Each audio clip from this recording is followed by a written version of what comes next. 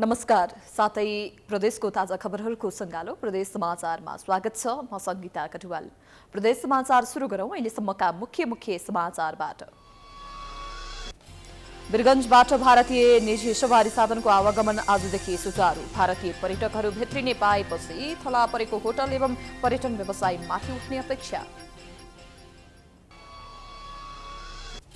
लोपोन्मुख जातिमा पर्ने एकमात्र समुदाय राउटेको अवस्था दयनीय बन्दै कञ्चनपुरका राउटे समुदायको आर्थिक अवस्था माथि उठ्न नसक्दा अस्तित्व नै सङ्कटमा। सरकारले छड उत्पादनका लागि चाहिने प्राइम बिलेट्समा भारत भन्सार बिन्दुमै अन्त शुल्क लगाएपछि 24 स्टिल उद्योग सङ्कटमा। रूपन्देहीका उद्योगबाट मजदुरहरू पनि बेरोजगार बन्दै। र कर्णाली प्रदेश सरकारले बनाएको संगठन संरचना तथा दरबन्दी कार्यान्वयन नगर्न उच्च अदालत सुर्खेतको अन्तरिम आदेश पहिलेकै अवस्थामा राख्नुपर्ने।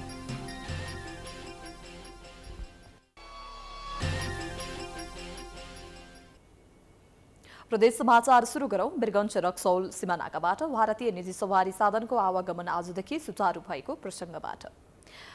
वीरगञ्ज रक्सौल सीमानाकाबाट भारतीय निजी सवारी साधनको आवागमन आजदेखि सुचारू भएको छ। वीरगञ्जको मुख्य प्रवेशद्वार शङ्कराचार्य गेटमा औपचारिक कार्यक्रमका बीच सीमानाकाबाट भारतीय निजी सवारीको आवागमन सुचारू भएको छ। भारतबाट प्रवेश गर्ने पहिलो सवारीका चालकसहित सवारीमा सवार भएकाहरूलाई फूलमाला लगाएर स्वागत गरिएको होटल तथा पर्यटन व्यवसायी सङ्घका अध्यक्ष हरि पन्तले जानकारी दिए। आज विगत 1.5 वर्ष पश्चात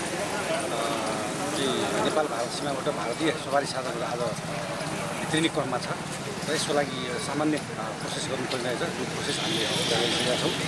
आज पहिलो दिन भएर यो प्रोसेस अलिकति लामो देखियो, तर खासै प्रोसेस पुरा गर्न खासै लामो समयसम्म सीमानाका बन्द हुँदा वीरगञ्ज र रक्सौल सहितका बासिन्दालाई आवाजवातमा असहजता भइरहेको हुँदा अब उक्त समस्या हटेको छ। नाका खुलेसँगै भारतीय पर्यटकहरू भित्रिने र थला परेको होटल एवं पर्यटन व्यवसायले बिस्तारै गति लिने सङ्घका अध्यक्ष पन्त बताउँछन्। सिमाना भएर आउने यात्रुहरूको एन्टिजेन परीक्षण गरेर आउने व्यवस्था गरिएको छ। कार्यक्रममा होटल व्यवसायीहरू, वीरगञ्जका सञ्चारकर्मीहरू, रक्सौलका सञ्चारकर्मीहरू लगायतको उपस्थिति रहेको थियो। गएको असोज 5 गते बसेको मन्त्री परिषद को बैठकले देशभरका सबै सीमा नाका खुल्ला गर्ने निर्णय गरे अनुसार शुक्रबारबाट वीरगञ्ज नाका सञ्चालनमा आएको हो। र त्यो निर्णय आजबाट कार्यान्वयन भइरहेको छ। यसको लागि हामी एकदम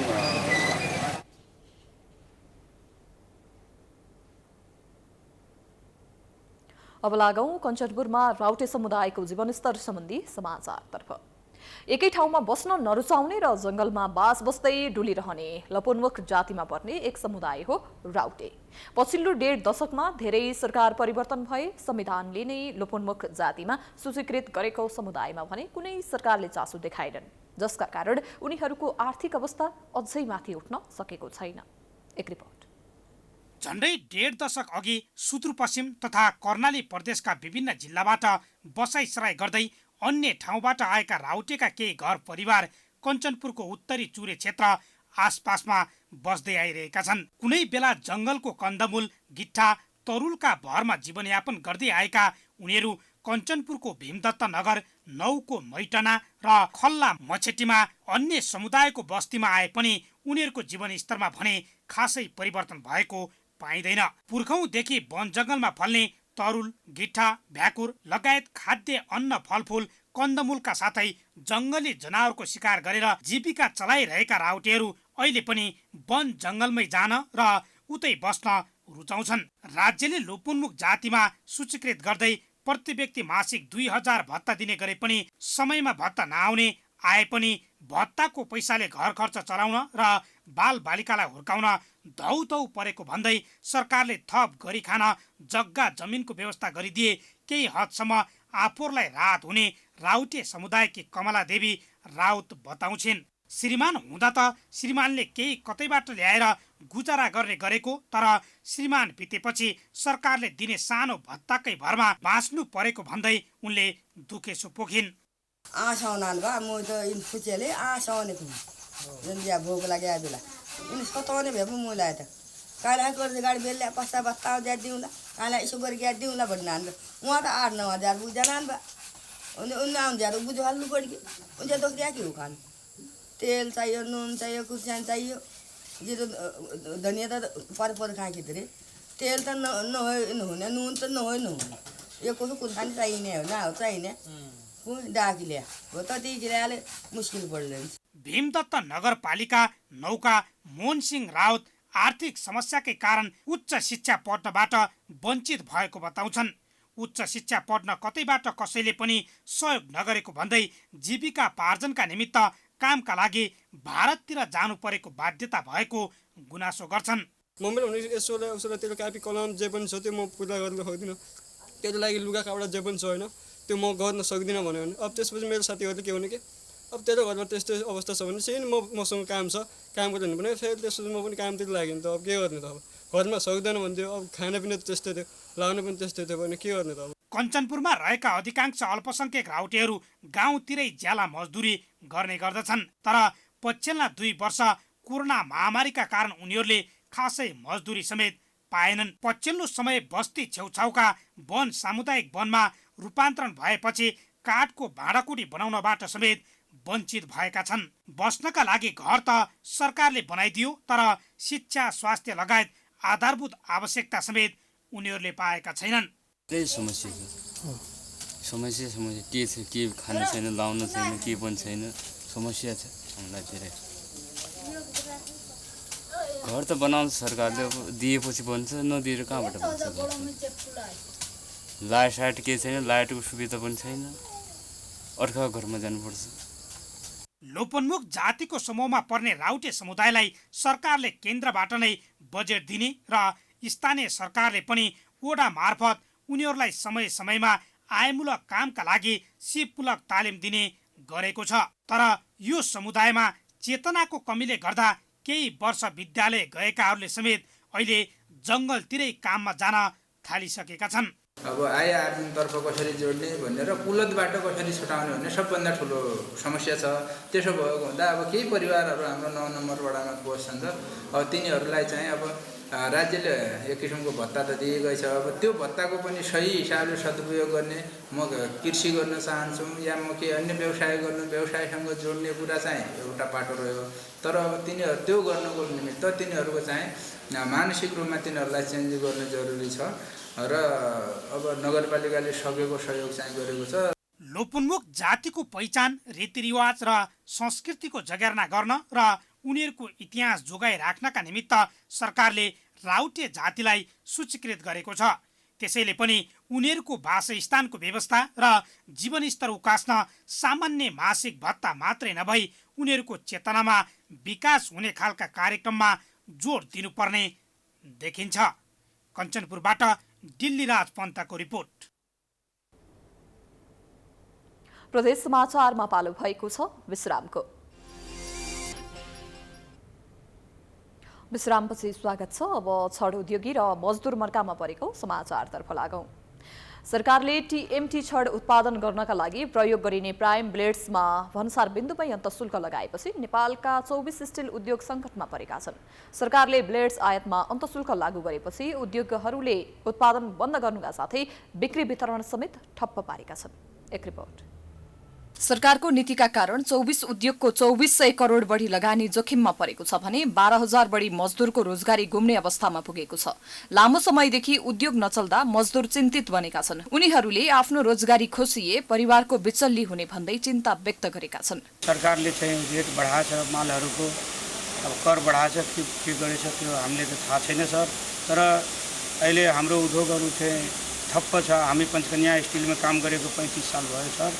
अब हामीहरूको रोजीरोटी अब जाने हो कि रहने हो त्यो थाहा छैन। हामी त गरिब मान्छे एउटा मजदुर हो सर। चल्ने या नचल्ने अवस्थामा छ किनकि सरकारले चाहिँ ट्याक्स चाहिँ नि यो हाम्रो जो आउने कच्चा प्रडक्ट आउनुपर्ने मेटेरियलमा चाहिँ नि एकदम वृद्धि भएको हुनाले उद्योगहरू पनि सञ्चालन गर्नमा एकदम अप्ठ्यारो परिरहेको छ।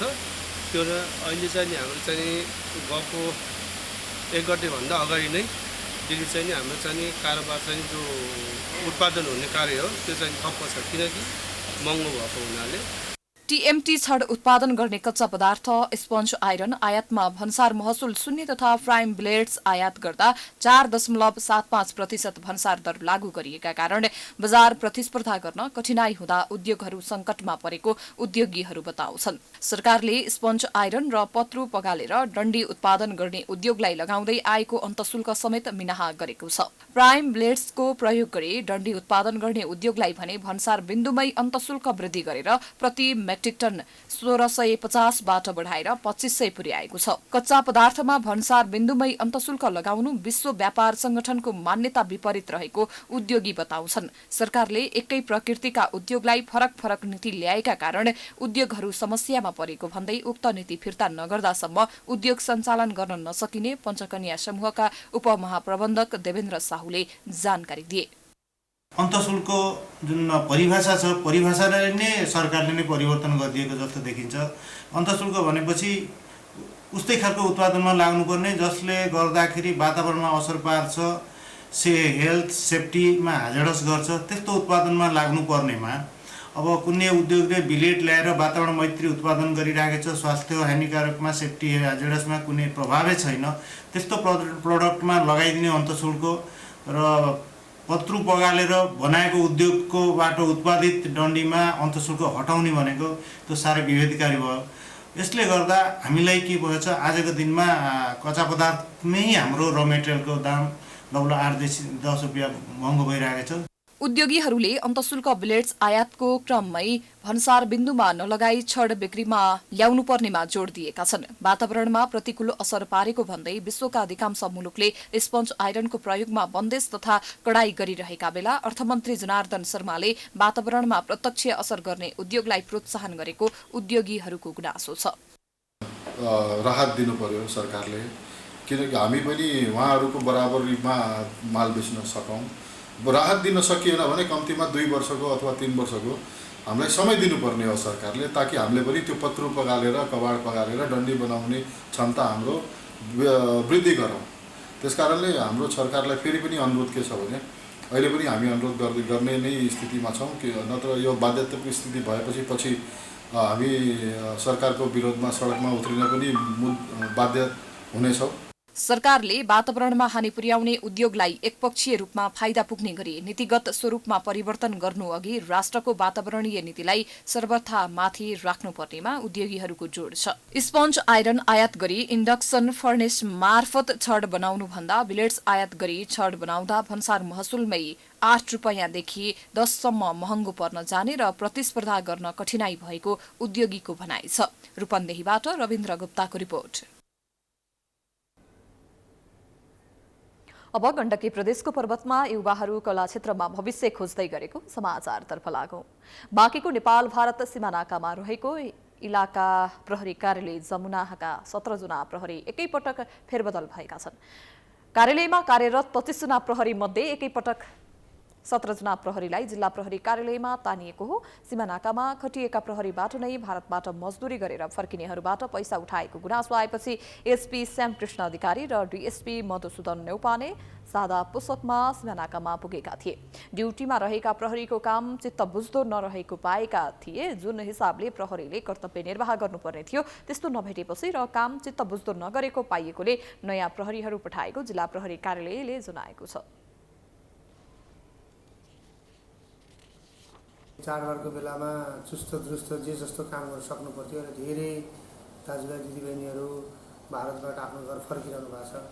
अनि फेरि त्यही प्रहरी कहाँ फेरि ढिला हुने, त्यसपछि यो चाहिँ अब यातायात व्यवसायहरूले तानातान गर्ने अनि ठगिने यस्तो धेरै गुनासो आएपछि प्रभावकारी काम हुन सकेन कि त भने पुरानालाई तानेर नयाँलाई फेरि त्यो अनुसारको राम्रो उसको जब चाहिँ उसलाई सिकाएर बुझाएर पठाएको हामीले।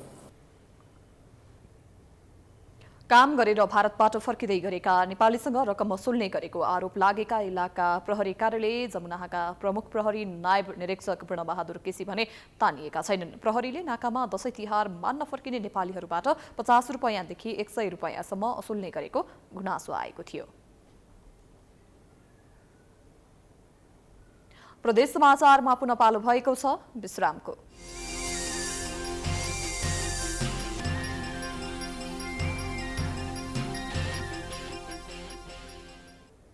प्रदेश समाचारमा पुनः स्वागत छ। अब लागौं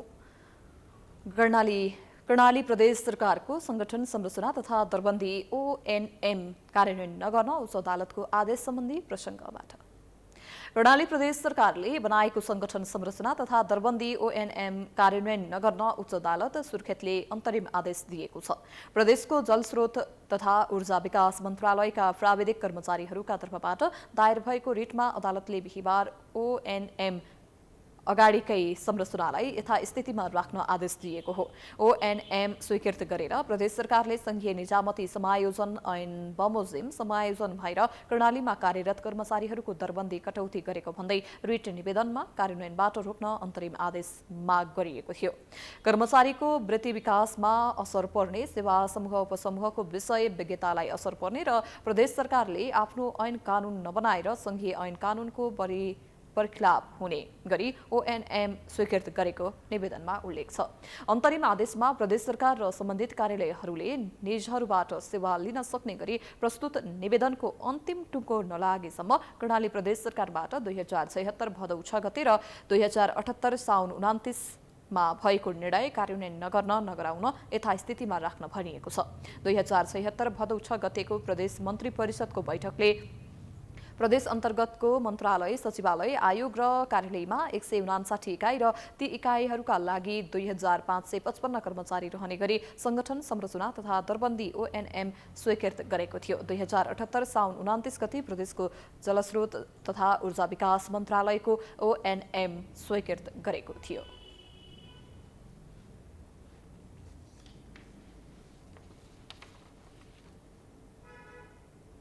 यो सँगै हामी प्रदेश समाचारको अन्त्यमा आइपुगेका छौं। जाँदा जाँदै प्रमुख समाचार पुनः एकपटक।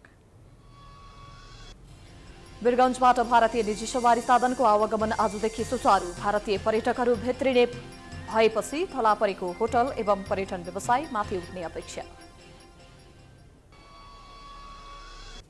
लोपोन्मुख जातिमा पर्ने एकमात्र समुदाय राउटेको अवस्था दयनीय बन्दै कञ्चनपुरको राउटे समुदायको आर्थिक अवस्था माथि उठ्न नसक्दा अस्तित्व नै सङ्कटमा।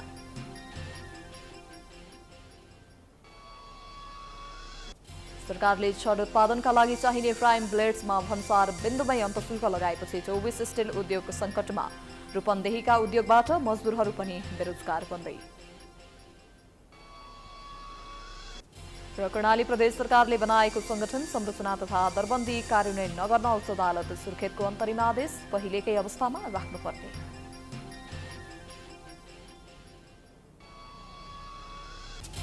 प्रदेश समाचार अहिलेलाई सकियो। हेर्दै गर्नुहोला प्राइम टाइम्स टेलिभिजन। नमस्कार।